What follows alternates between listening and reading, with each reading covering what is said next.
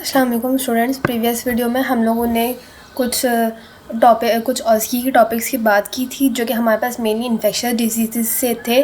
अब हम लोग जो है ना कुछ फर्दर स्टेशंस की स्पॉट्स की बात कर लेते हैं जिसमें हमारे पास जो है ना फर्दर क्लिनिकल सिनेरियोज़ हैं, इंस्ट्रूमेंट्स हैं, तो वो सब डिस्कस कर लेते हैं। ठीक है, तो इस वीडियो में हम लोग क्लिनिकल सिनेरियोज़ की बात करेंगे। ये एक स्टेशन है, आप लोग इसको पढ़ लें। 40-year-old man came to emergency room with complaint of fever, headache, pain at the back of the eyes and backache and muscle pain for 5 days. He reports development of rash which started on the extremities and then on the face. On examination, he is ill looking. His temperature is 1 or 2 degree Fahrenheit. Blood pressure is 110/70. इसके questions देख लेते हैं। इसमें question है, what is your diagnosis, list 3 investigation, type of management, complication of the disease. पहले तो आप ये सिनेरियो देखें। बेसिकली इस सिनेरियो में हमें फीवर का बताया गया है, हेडेक का बताया गया। मेन कंप्लेंट क्या है, बैक ऑफ द आइज। जैसे कि जब मैंने इसका टॉपिक आपको बताया था तो मैंने कहा था कि बैक ऑफ द आइज में जब भी पेन होगा तो आपने इस बात से याद रखना है कि ये डेंगू का हो सकता है। ठीक है, प्लस इसमें रैश है। रैश देखें उन्होंने क्या बताया, extremities and face. Most probably इसकी डायग्नोसिस है डेंगू फीवर। इसकी क्या इन्वेस्टिगेशंस करवाएंगे हम लोग, सीबीसी करवाएंगे, आईजीएम आईजीजी रेशो कराएंगे और पीसीआर कराएंगे। पीसीआर क्यों कराएंगे, हम वायरस को चेक करने के लिए, वायरल लोड है तो हमें पता चल जाएगा पीसीआर के ज़रिए। मैनेजमेंट, वायरल डिजीज़ है ये तो आपको पता है सिम्टोमेटिक ट्रीटमेंट होता है, तो हम लोग बेड रेस्ट का पेशेंट कहेंगे, फ्लूइड रिप्लेसमेंट कहेंगे, एंटीपायरेटिक्स देंगे जिसमें एसिटामाइनोफेन आ जाता है, पैराडोल वगैरह आ जाता है, और कॉम्प्लिकेशंस को मैनेज करेंगे। बेसिकली इसमें सपोर्टिव कंजर्वेटिव ट्रीटमेंट होगा। क्या कॉम्प्लिकेशंस हो सकती हैं इस पेशेंट में, डेंगू शॉक सिंड्रोम हो सकता है, डिसेमिनेटेड इंट्रावेस्कुलर कॉकुलेशन हो सकता है, हेपेटाइटिस हो सकता है। नेक्स्ट सिनेरियो देखते हैं। नेक्स्ट है, a 10-year-old boy presented with complaint of persistent diarrhea and weight loss. His stools are greasy and foul smelling that floats in the water. Question है, what is your diagnosis? तो diagnosis किस point पे बनेगी, persistent diarrhea and greasy and foul smelling that floats in water। अब जो है ना ये हमारे पास 2 केस हो सकते हैं यहाँ पे। तो आप लोग जो है ना सीलिएक डिजीज़ भी हो सकता है क्योंकि ये 10-year-old बॉय है। ठीक है, सेकेंडली हमारे पास कोई मैल एब्जॉर्प्शन स्टिटोरिया का केस भी हो सकता है। ठीक है, क्योंकि स्टूल्स हैं ग्रीजी है एंड फॉल स्मेलिंग, तो ये दोनों केस हो सकते हैं। तो डायग्नोसिस में हमने दोनों मेंशन करना है। इन्वेस्टिगेशंस क्या करवाएंगे हम लोग, सबसे पहले हम लोग कराएंगे सीलिएक डिजीज़ को रूल आउट करने के लिए एंडोमाइजियल IgA एंटीबॉडी कराएंगे। ठीक है, और टिश्यू ट्रांसग्लूटामाइनेस एसेस करवाएंगे। इसके अलावा हम लोग CBC करवाएंगे, डेक्सा स्कैन कराएंगे to rule out any other deformity. Vitamin D, serum vitamin D, calcium, albumin के लेवल्स करवाएंगे, मैग्नीशियम के लेवल्स करवाएंगे, और हम क्या करवाएंगे, स्टूल DR कराएंगे ताकि पता चल सके हमें स्टिटोरिया तो नहीं है। इसके अलावा हम लोग क्या करवाएंगे, हम लोग करवाएंगे ड्यूडिनल बायोप्सी। ठीक है, ट्रीटमेंट के ऑप्शंस क्या है कि अगर ये सीलिएक डिजीज़ है तो हम लोग इसमें ग्लूटेन फ्री डाइट देंगे, gluten free diet. Next scenario देख लेते हैं। नेक्स्ट है हमारे पास, a 30-year-old boy presented with high grade fever and complaint of constipation with TLC count 8 exponent 9।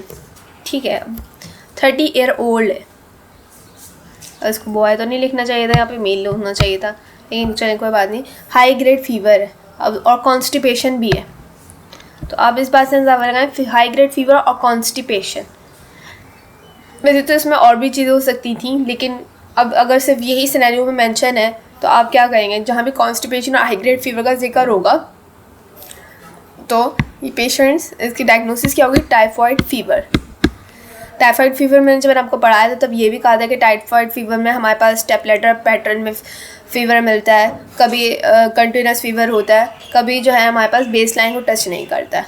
Investigations क्या करवाएंगे हम लोग, CBC करवाएंगे, इसके अलावा ब्लड कल्चर करवाएंगे, स्टूल कल्चर करवाएंगे। पहले जो है ना विडल टाइफी डॉट टेस्ट भी होता था, लेकिन अब वो नहीं होता। सबसे स्पेसिफिक कौन सा होता है, ब्लड कल्चर। ये सब आपने मेंशन करना। थर्ड क्वेश्चन में है how would you manage the patient. इस पेशेंट में हम लोग एंटीबायोटिक्स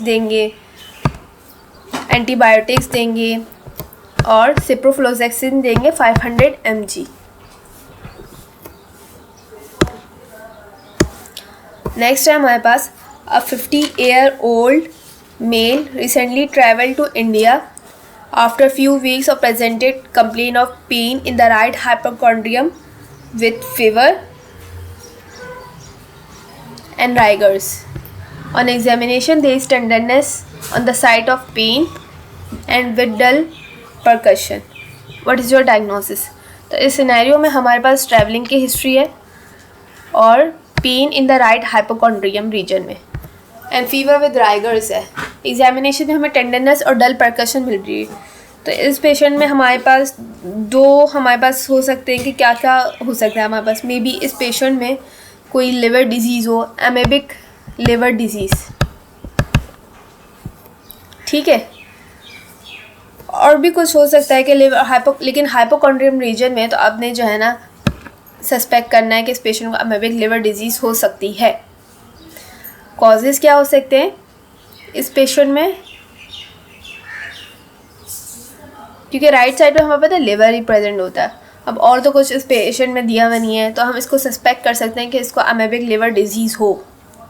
वरना इसके अलावा आप ये भी लिख सकते हैं कोई लिवर डिजीज़ है, क्योंकि सच यहाँ पे कोई हमें कुछ पॉइंट्स नहीं दिए हुए हैं, कुछ पर्टिकुलर नहीं दिया हुआ, तो आप जो है ना यहाँ पे सिर्फ मेंशन कर सकते हैं कि कोई भी लिवर डिजीज़ भी हो सकती है, ठीक है। उसके अलावा कॉजेज़ ऑफ द डिज़ीज़, तो अगर हम अमेबिक लिवर डिजीज़ की बात करें तो पर्टिकुलरली इसका क्या कॉज होगा, इंटरमीबा हिस्टोलिटिका।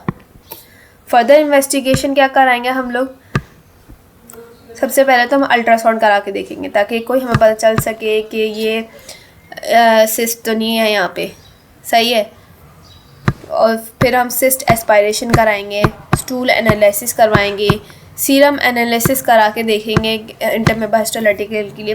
मैनेजमेंट क्या है, मेट्रोनिडाजोल देंगे, और अगर सिस्ट में एब्सेस हो गई तो उसकी एस्पायरेशन कर देंगे। वैसे ये स्पॉट तो ऐसा होना नहीं चाहिए था, क्योंकि ये स्पॉट में बहुत कम हमारे पास की पॉइंट्स दिए हुए हैं। तो जो की पॉइंट्स आपके पास अवेलेबल हों उन्हीं को थोड़ा मिसमैच करके जो आपको समझ में आए वो कर लें, क्योंकि इस सिनेरियो में कोई ख़ास की पॉइंट्स नहीं दिए हुए। अगर ऐसा सिनेरियो हो जाए तो मोस्ट पर्टिकुलरली उस एरिया के हिसाब से जो आपको सही लगे वो मेंशन कर दें। इसके 2-3 और कॉजेज़ हो सकते हैं, डिफरेंशियल्स हो सकते हैं, लेकिन आप कोई भी एक लिख दें ताकि उसके हिसाब से बाकी सारे क्वेश्चंस जो है ना आप लिख सकें। नेक्स्ट है हमारे पास what is the normal fasting blood glucose level. ऐसा भी कभी कभार स्पॉट दे देते हैं। Normal fasting blood glucose level हमारे पास क्या होती है, बिलो 99 मिलीग्राम पर डेसीलीटर, और अगर रेंज पूछी जाए तो हम लोग ऐसे भी लिखते हैं 60 to 100 मिलीग्राम पर डेसीलीटर, ठीक है। What is the diagnostic criteria for diabetes. तो डायग्नोस्टिक क्राइटेरिया में हम लोग फास्टिंग में क्या लेते हैं, ग्रेटर देन 126 और रैंडम ग्रेटर देन 200 मिलीग्राम पर डेसीलीटर, और HbA1c जो कि हमारे पास ग्रेटर देन 6.5% होता है, ठीक है। नेम ओरल हाइपोग्लाइसेमिक एजेंट्स, तो हमारे पास क्या क्या हो सकता है, बिगोनाइट्स, सल्फोनाइल यूरियास, अल्फ़ा ग्लूकोसाइडेज इनहिबिटर्स, और इसके अलावा भी बहुत सारे होते हैं, लेकिन आप 3-4 ही मेंशन कर दें अगर आपके पास नहीं लिखा हुआ कि कितने मेंशन करने। थैलिडोजोलिडोडॉन्स भी होती हैं हमारे पास, उसके अलावा भी बहुत सारी ड्रग्स होती हैं। फोर्थ क्वेश्चन है name microvascular complications of the diabetes mellitus. Nephropathy हो सकती है, न्यूरोपैथी हो सकती है, रेटिनोपैथी हो सकती है। ठीक है, नेक्स्ट स्पॉट है हमारे पास। A 45-year-old smoker came to OPD with complaint of epigastric pain after meal. His endoscopy is done. Picture, इसकी पिक्चर एक मिनट, ये इसमें असल में एंडोस्कोपिक पिक्चर, ये वाली पिक्चर है। ये दोनों सिनेरियोस एक ही हैं। तो इस पिक्चर में देखें आप, ये एंडोस्कोपिक पिक्चर्स भी कभी कभार लगा देते हैं। तो ज़्यादा जो एंडोस्कोपिक पिक्चर्स होती ना, आप जहन में बिठा लें कि वो ज़्यादातर जो है ना हमारे पास पेप्टिक अल्सर डिजीज़ की ही होती है। लेकिन फिर भी अगर आपको एंडोस्कोपिक पिक्चर समझ में ना आ रही हो तो आपने क्या करना है, उसका जो सिनेरियो है ना वो पढ़ लेना है। ठीक है, तो उससे भी थोड़ा बहुत आइडिया हो जाता है कि इस पेशेंट को क्या है। अगर आपको एंडोस्कोपिक पिक्चर समझ में नहीं आ रही है तो क्या लिखा है, 45-year-old chain smoker came to OPD with complaint of epigastric pain after meal. Identify the picture, what is your diagnosis? तो पिक्चर मैंने आपको दिखाई, उसमें है लिखा हुआ identify the picture and what is. जब ऐसा कुछ लिखा हो ना तो आपने सिर्फ डायग्नोसिस मेंशन नहीं करनी होती है, बल्कि उस पिक्चर को भी ना लिखना होता है कि ये किस चीज़ की पिक्चर है। तो आपने लिखना है ये एंडोस्कोपिक व्यू ऑफ ड्यूडेनम, या लिख दें गैस्ट्रिक। ठीक है, जो भी आपको लग रहा हो कि ये क्या किस चीज़ की पिक्चर है, कि ये आपको स्टमक की पिक्चर दिख रही है या ड्यूडेनम की पिक्चर दिख रही है, तो इस तरीके से। और डायग्नोसिस क्या है इसकी, peptic ulcer disease. What are the causes, क्या क्या हो सकता है, एच पाइलोरी मेनली जो हमारे पास कॉज होता है, एच पाइलोरी हो सकता है, एनसेड्स हो सकते हैं, और स्मोकिंग हो सकता है। ठीक है, what investigations would you like to suggest, endoscopy suggest करेंगे। ये तो सिनेरियो में हुई भी, लेकिन उन्होंने पूछा है कि अगर इस तरह का पेशेंट आता है तो आप किस तरीके की investigation, endoscopy, urea breath test होता है, रैपिड यूरिएज टेस्ट होता है, और माइक्रोबायोलॉजिकल कल्चर। ठीक है, what is the drug of the choice, इस पेशेंट में हम लोग क्या देते हैं, एच पाइलोरी एरेडिकेट करेंगे, PPIs देते हैं, मेट्रोनिडाजोल देते हैं, एमोक्सिसिलिन देते हैं फॉर 7 डेज़ के लिए। ठीक है, नेक्स्ट हम लोग बात करेंगे नेक्स्ट वीडियोस में, और भी हमारे पास सिनेरियोस है